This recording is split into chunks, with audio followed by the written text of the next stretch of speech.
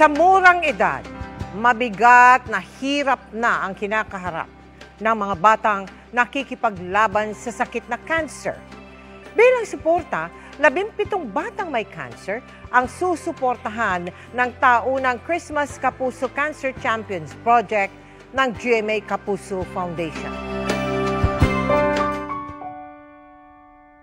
Mula sa pagsusuot ng mga kikay na damit at paglalagay ng iba't ibang palamuti sa buhok, hindi maitatago ang pagiging fashionista ni Dang, 6 na taong gulang. Pero sa likod ng magagarang damit, ang isang matinding pagsubok, si Dang.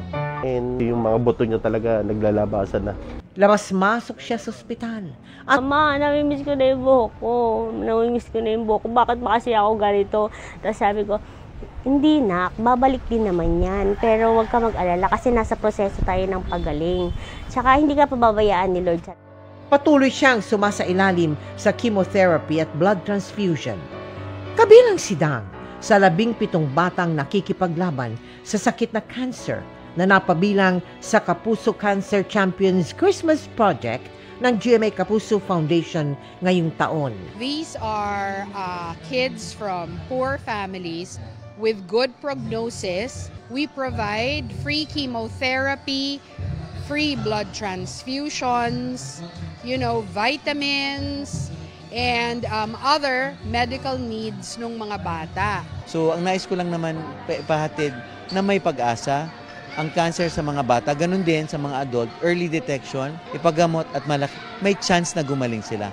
May mga regalo at iba't ibang activities din tayo para sa mga bata, katuwang ang Kids Zuna.